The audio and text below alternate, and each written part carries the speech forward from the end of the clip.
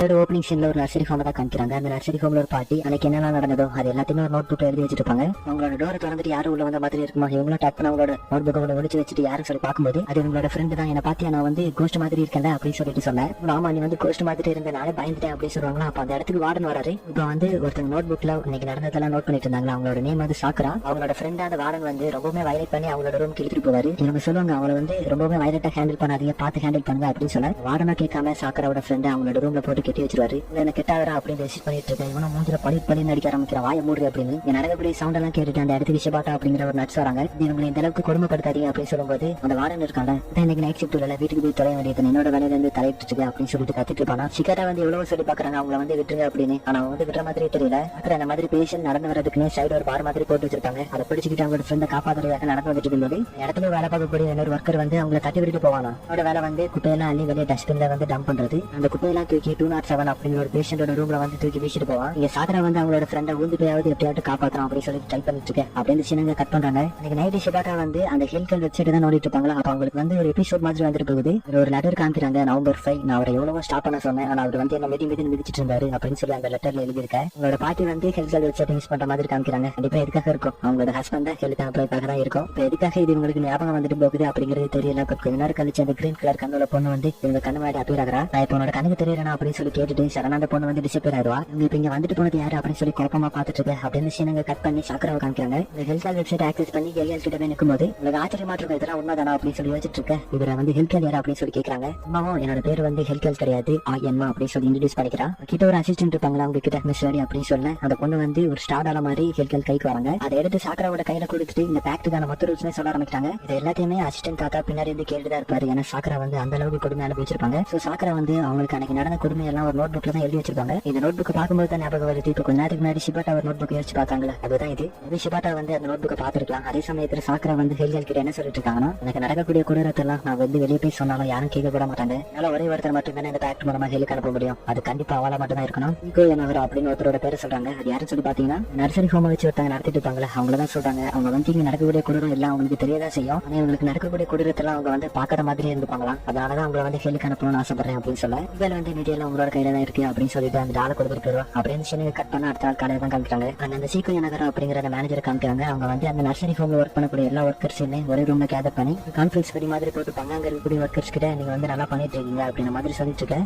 ஷிபாட்டா அவங்க கிட்ட ஒரு சீனியர் நர்ஸ் இருப்பாங்க. அவங்க கிட்ட வந்து மேனேஜர் கிட்ட ஏதோ கேட்கணும்னு சொல்லி அப்பவே சொல்லியிருக்காங்க போல. இந்த நர்சரி ஹோம்ல வந்து நிறைய வயலன்ஸ் நடக்குது இல்லையா, அதனால அதை தட்டி கேட்கணும் அப்படின்னா இந்த நர்சரி ஹோம்ல ஒரு கேமரா செட் பண்ணாதான் முடியும். அது மேனேஜர் கிட்ட சொல்லணும் அப்படின்னு சீனியர் நர்ஸ் கிட்ட சொல்லியிருக்காங்க. பட் இந்த சீனியர் நர்ஸ் என்ன சொல்றாங்கன்னா, அதெல்லாம் வேணாம், நான் வந்து வாக்கிட்ட அப்பவே சொல்லிட்டேன், இந்த கேமரா எல்லாம் செட் பண்ண இங்க இருக்கக்கூடிய பேஷண்ட்டுக்கு வந்து பிரைவசி பாதிக்கப்படும், வாய மூடிட்டு கம்மு நெல்லு அப்படின்னு சொல்லிட்டேன். ஷிபாட்டா வந்து இதை வச்சாதான் பேஷண்ட்டுக்கு நல்லது அப்படின்னு சொல்ல வரும்போது நம்ம 2 hours வந்து கிளீன் பண்ணாம இருக்கு, அதை கிளீன் பண்ண அப்படின்னு சொல்லி அனுப்பிடுவாங்க. ஷிபாட்டா வந்து சோகமா அந்த ரூம் கிளீன் பண்றதுக்காக நடந்து போயிட்டு இருப்பாங்க. அப்ப அவங்களுக்கு சப்போர்ட் பண்றதுக்காக இந்த நர்சரி ஹோம்ல ஒரு ஃப்ரெண்ட் வந்து நான் உனக்கு ஹெல்ப் பண்ணலாம் வரேன் அப்படின்னு சொல்லிட்டு நம்ம ஷிபாட்டா கூட நடந்து போயிட்டு இருக்கும்போது அப்ப இந்த நர்சரி ஹோமோட மேனேஜர் சேர்மன் இருக்காங்களா, அவங்க வந்து இந்த ஹோம்ல உள்ள பேஷண்ட் கிட்ட டெய்லியுமே இருக்கக்கூடிய டெலிவிஷன் மூலமா நாங்க வந்து உங்களுக்கு 24/7 உங்களுக்காக ரெடியா நர்ஸ் இருப்பாங்க அப்படின்ற மாதிரி நான் அனௌன்ஸ்மெண்ட் கொடுத்துட்டு இருக்கேன். அப்ப அதே சமயத்துல சாக்கரா இருக்காங்களா, அவங்க கையில ஒரு நியூஸ் பேப்பர் துண்டு வச்சுக்கிட்டு ஏதோ ஒன்று யோசிச்சுட்டு இருக்காங்க. இதுல என்ன இருக்குன்னா இந்த சீக்கோ சேர்மன் இருக்காங்களா, அவங்களோட நர்சரி ஹோம் வந்து நல்லா இம்ப்ரூவ் ஆயிட்டு இருக்கு அப்படின்ற மாதிரி ஒரு நியூஸ் பேப்பர் துண்டு தான் அது. அதை தூக்கி அந்த ஸ்டார்டால இருக்கக்கூடிய அதே டிராயர்ல வைக்கிறாங்க.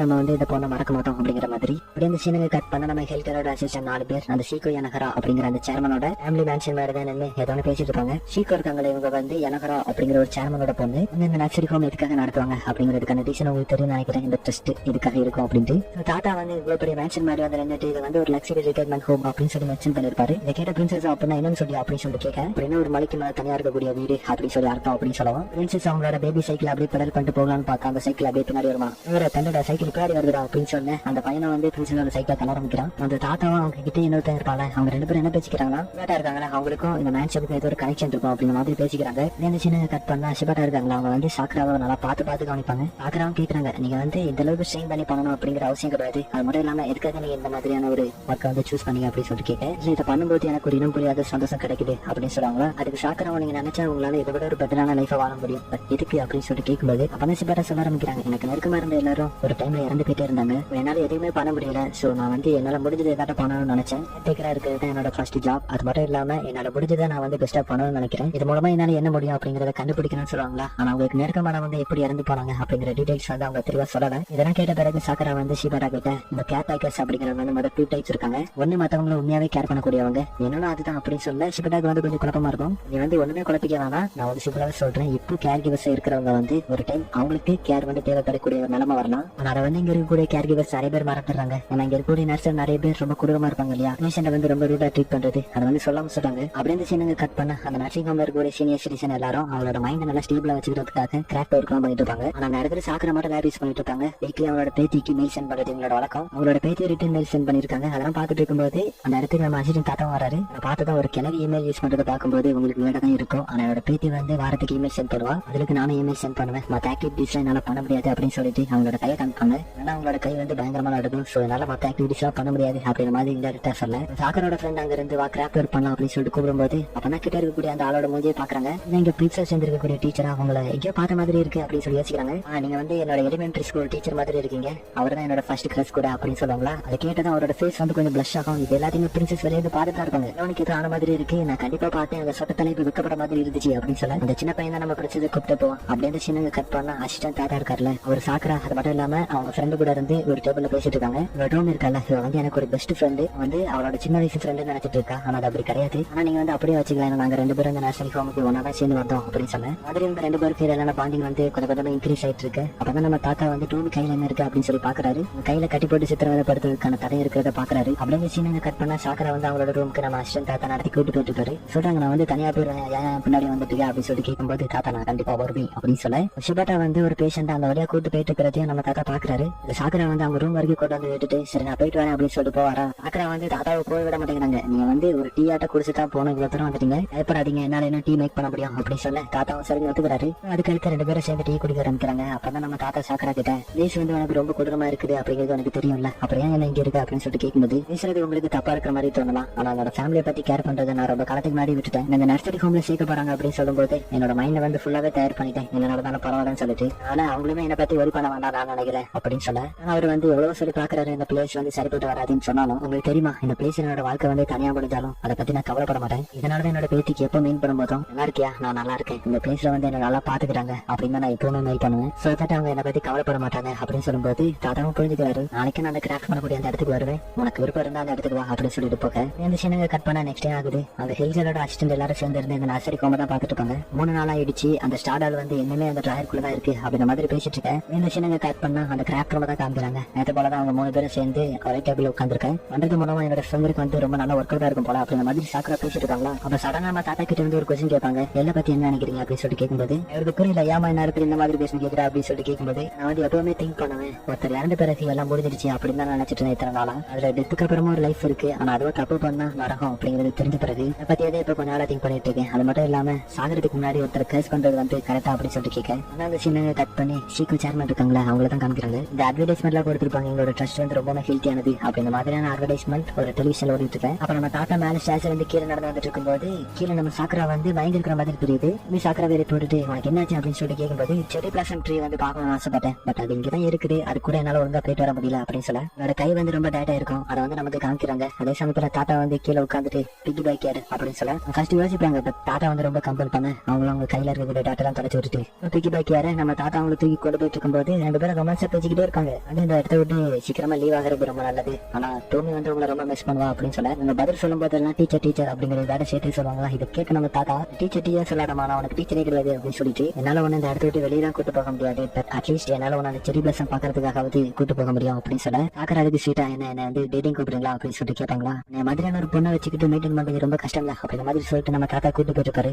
நாங்க கட் பண்ணா நம்ம தாத்தா வந்து அந்த செரி பிளஸம் ட்ரீக்கு முன்னாடி நின்று எனக்கு என்னாச்சும் தெரியல நான் வந்து நானாவே இல்ல அப்படிங்கிற மாதிரி சொல்லிட்டு பாத்துட்டு இருப்பாரு. வந்து ஷிபாட்டா பாத்துட்டு தான் இருப்பா. அப்ப அவன் கிட்டதான் அந்த கிரீன் கலர் ஐவில பொண்ணு நின்றுட்டு இருப்பாளா. நீ யாரு உனக்கு உன்னோட பேர் மறந்து போச்சா அப்படின்னு சொல்லிட்டு கேட்கும்போது சடனா அந்த கிரீன் கலர் ஐவில பொண்ணு வந்து கனவு தருவா. இதுதான் இப்போ நடந்துட்டு இருக்கு அப்படின்னு சின்னங்க கட் பண்ணி அடுத்த நாள் காலையில காமிக்கிறாங்க. காலையில சீக்கிர சேர்மன் இருக்காங்க, ஒரு 5 ரிப்போர்ட்டர் அந்த நர்சிங் ஹவுஸ் கூப்பிட்டு வந்திருக்காங்க. நம்ம சீனியர் நர்ஸுமே சேர்மன் கூட ரொம்ப க்ளோஸ் போல, அவங்க கூட சேர்ந்து அந்த ரிப்போர்ட்டர்ஸ் எல்லாத்தையுமே வெல்கம் பண்ணுவாங்க. இது எல்லாத்தையுமே நம்ம தாத்தாவோட படையில வந்து பாத்துட்டு தான் இருப்பாரு. அதே சமயத்துல அந்த ரிப்போர்ட்டர் எல்லாரையும் கூப்பிட்டு அந்த நர்சிங் ஹோம் சுத்தி காமிக்க ஆரம்பிக்கிறாங்க. இங்க போன பிறகு நம்ம தாத்தா சாக்கரோட ரூமுக்கு வந்து அவங்க கிட்ட பேசுறதுக்காக வராரு. சாக்கரா வந்து ஒரு மாதிரி பித்து பிடிச்ச மாதிரி உட்காந்துருப்பாங்க. நம்ம தாத்தாவும் சாக்கரா கிட்ட பேசுறோம் போகும்போது சாக்கரா நம்ம தாத்தாவை பார்த்துட்டு நீங்க யாரு அப்படின்னு சொல்லிட்டு கேட்கவும் எனக்கு என்னமா மாதிரி இருக்கும், நேற்று வரைக்கும் நல்லா தானே இருந்த உனக்கு என்னாச்சு அப்படின்னு சொல்லிட்டு கேட்டுட்டு இருக்க. இந்த விஷயம் கட் பண்ணி சீக்கிரம் சேர்மன் வந்து அந்த ரிப்போர்ட்டர்ஸ் எல்லாம் அங்க இருக்கக்கூடிய எல்லா ஃபெசிலிட்டியுமே சுத்தி காமிச்சிட்டு இருப்பாங்க. ரிப்போர்ட்டர்ஸ் கூட்டு வராங்க அப்படிங்கிறது தெரிஞ்சதும் ஆல்ரெடி அந்த ஒர்க்கர்ஸ் எல்லாத்தையும் அலாட் பண்ணிருப்பாங்க போல. வச்ச மாதிரி அங்க இருக்கக்கூடிய பேஷண்ட் எல்லாம் ரொம்ப நல்ல மாதிரி விழுந்து கவனிப்பாங்க. அப்ப நம்ம ஷிபட்டா ஃப்ரெண்ட் ஒருத்தங்க இருப்பாங்கல்ல, இவங்க பண்றதெல்லாம் பொறுத்துக்க முடியாம சடனா இருந்துச்சு ரிப்போர்ட்டர்ஸை பார்த்து, நீங்க பாக்குறது உண்மை கிடையாது, இங்க பிசிக்கல் அபியூஸ் அப்படிங்கிறது ரொம்ப கொடூரமா நடந்துட்டு இருக்கு, இருக்கக்கூடியவங்க கூட நீங்க கேட்டு பாருங்க அப்படின்னு சொல்ல, அந்த சேர்மன் ஏமா நீங்க ஒர்க் பண்ணக்கூடிய ஆளு தானே என்னமா சொல்ற அப்படின்ற மாதிரி கேட்பாங்களா.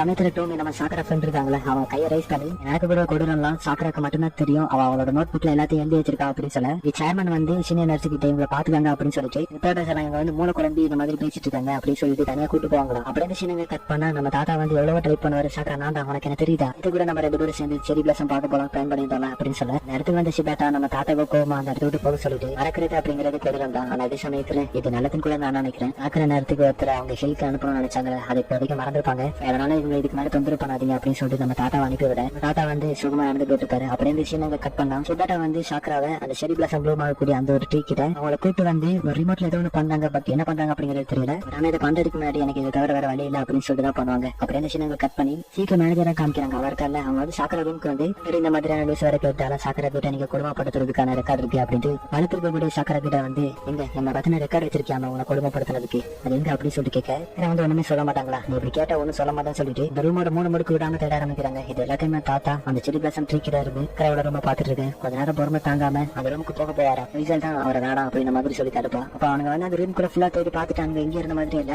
ஒரு டேபிள் மட்டும் இருக்கும், அதை ஓபன் பண்ணி பார்த்தா அதுக்குள்ள ஒரு ஸ்டார்டால் மட்டும் இருக்கும், ஏன்னா இது பொம்மை கேவலமா இருக்கு அப்படின்னு சொல்லிட்டு இப்ப மேனேஜர் அந்த பொம்மையை தூக்கி வெளியே வீசிடுவா. கரெக்டா நம்ம தாத்தாவோட கால் கிட்டே தான் போயிடும். அதுக்கடுத்து அந்த செடி பிளாசம் டீ கிட்ட ஒரு குழி மாதிரி இருக்கும், அதை தோண்டி பார்க்க ஆரம்பிக்கிறாரு. உள்ளதான் அந்த புக் வந்து ஒழிக்கப்பட்டிருக்கு. சாக்கரா கூட இதுக்கு முன்னாடி அவங்க கை ஃபுல்லா டாட்டோட இருந்திருப்பாங்கல்ல, புக் ஒழிச்சு வைக்கிறதுக்காக தான் போயிருப்பாங்க போல. இந்த ரூம்குள்ள பார்த்தா அந்த ஒர்க்கர் தனியா வச்சிருப்பாங்க, வந்து ஒரு கம்ப்யூட்டர் அதிகமா யூஸ் பண்ணி பார்த்திருக்கேன், அதுல யாருக்காட்டும் மெயில் அனுப்பியிருக்கலாம் அப்படின்னு மாதிரி சொல்ல, வந்து அது கேட்டு கடுப்பாருன்னு யாருக்காட்டும் மெயில் அனுப்பினாடி அப்படின்னு சொல்லிட்டு அவளோட முடிவை பிடிச்சி ஆடிட்டு இருக்கும்போது நேரத்துல கரண்ட டோரை திறந்துட்டு சாக்கரோட ஃப்ரெண்ட் வருவாங்க, என்னோட ஃப்ரெண்ட் புள்ளி பண்றதை நிறுத்துங்கடா அப்படின்னு சொல்லிட்டு உள்ள ஒர்க்கர்ல ஒருத்தன் படிச்சிடும். அப்பதான் சேர்க்க வந்து அவளோட ஒரிஜினல் இன்டென்ஷன் சொல்லிட்டு போறான், அங்க வந்து நீங்க எப்ப தான் சாவீங்க அப்படின்னு சொல்லிட்டு ரொம்ப நாள் வெயிட் பண்ணிட்டு சீக்கிரமா சேர்த்து தொடங்கிடுங்க அப்படின்னு சொல்லிட்டு இந்த கம்ப்யூட்டர் இருக்கக்கூடிய ரூம் நோக்கி போக ஆரம்பிக்கிறாங்க. டோமியை வந்து அந்த வாரம் எடுத்துட்டு வருவான். சாக்கராக்கு அப்பதான் ஒரு சில விஷயங்கள் ஞாபகம் வர ஆரம்பிக்குது. சாக்கரா வந்து என்னோட ஃப்ரெண்ட் எங்கடா கூட்டு போறீங்க அப்படின்ற மாதிரி பாத்துட்டு இருக்க, உங்களுக்கு டோமியோட நேம் மட்டும் எப்படி ஞாபகம் வந்துச்சு தெரியல. அதே சமயத்துல தாத்தாவை பார்க்கணும், சாக்கராவோட புக்கெல்லாம் வாட்சி பார்த்துட்டு நீ இந்த அளவுக்கு கொடூரத்தை அனுபவிச்சுட்டு இருக்கியா அப்படின்னு சொல்லிட்டு வருத்தப்படுவாரு. இவங்க கூட ஒரு தியாக மாதிரி இங்க இருக்கக்கூடியவங்க நல்லா இருக்கும்னு சொல்லிட்டு இந்த சேர்மனை ஹெல்லுக்கு அனுப்பலாம் சொல்லி பிளான் பண்ணிருக்காங்கல்ல, அதோட இவங்களோட சொல்ல சேர்த்து தான்